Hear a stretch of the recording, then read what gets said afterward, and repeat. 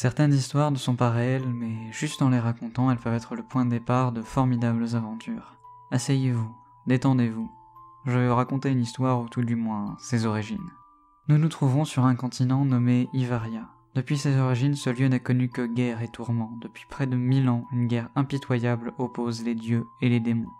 Les dieux possédaient une armée de serviteurs leur permettant de diriger l'assaut, tandis que les démons se reproduisaient extrêmement rapidement, créant de plus en plus d'engeance des plus informes. De cette guerre naquit les hommes, ni bons, ni mauvais, ni bien, ni mal. Les dieux virent en ces hommes un moyen de changer le cours de la bataille. Ils sont apparus face à ces êtres et les guidèrent dans une croisade contre les démons. Les hommes, crédules, ont cru ces divinités, s'organisant en communauté et conquérant territoire sur territoire, jusqu'au jour où la dernière engeance démoniaque s'effondra et se réduisit en poussière. C'est à ce moment précis, lorsque les humains exultèrent de joie, que les dieux se montrèrent à différents endroits du continent. Osnir arriva directement sur l'un des champs de bataille. Silencieux pendant quelques secondes, les hommes se mirent à prier, voyant là une intervention divine saluant leur victoire. Et c'est à ce moment qu'ils comprirent l'idiotie de leurs actes et la perfidie de ces êtres. Lentement, silencieusement, Osnir, dieu des illusions, utilisa sa magie pour faire s'entretuer les survivants, jusqu'à ce qu'il n'en reste plus qu'un. Devenue folle, la pauvre femme se prosterna en face du dieu, avant que celui-ci ne lui donnât un de ses masques. Elle l'enfila lentement avant de se relever, restant au centre du massacre qu'elle avait elle-même engendré. Éodre fut le deuxième à revenir. Ce dieu étant celui des prêtres, il décida donc d'apparaître dans une de ses propres églises. Les adeptes se prosternèrent alors qu'une voix lancinante s'ancra dans leur tête, leur ordonnant de se montrer dignes de leur dieu, de faire ce qu'il fallait pour le contenter. Les prêtres se mirent à se mutiler, allant chercher femmes, enfants et bêtes à sacrifier devant le dieu, toujours insatisfaits. Lorsqu'il ne restait plus rien, ils se sacrifièrent eux-mêmes. Le dernier, resté en vie, n'ayant pas su se résoudre à cette mort, se vit approcher par le dieu, lui donnant une croix qu'il s'empressa d'accrocher à sa canne, avant de se mettre à genoux, priant dans le sang de tant d'innocents. Vaesis fut le troisième dieu à apparaître.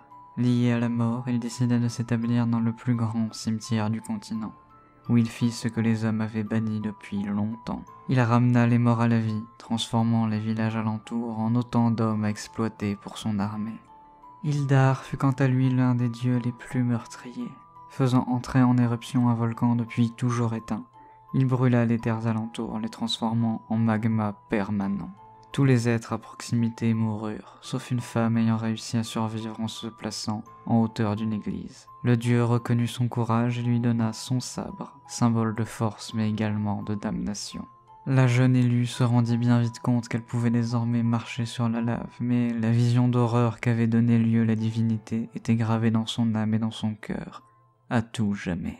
Hermès fut le dernier des dieux à apparaître, mais se rendit dans un endroit où il pensait pouvoir sceller le destin d'Ivaria à tout jamais. Il se rendit dans la grande bibliothèque du continent et réduisit en poussière les livres présents, les récupérant sous cette forme dans son propre grimoire, gagnant ainsi ses connaissances. Il se rendit vite compte qu'un apprenti était présent, lui confiant le livre avec une tâche des plus simples, protéger le savoir qu'il contenait et éloigner tout le monde de lui. L'apprenti acquiesça, prenant le grimoire et devenant ainsi, involontairement, le champion d'Hermès. Les champions ainsi créés furent des êtres maudits, lien direct entre les dieux et les hommes.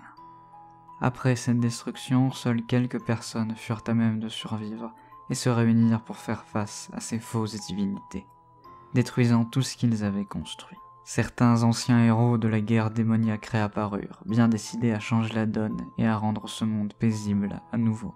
J'espère que ce synopsis vous a plu. Si c'est le cas, n'hésitez pas à partager la vidéo et à la commenter pour me dire comment l'améliorer. Je vous dis à bientôt pour une autre histoire.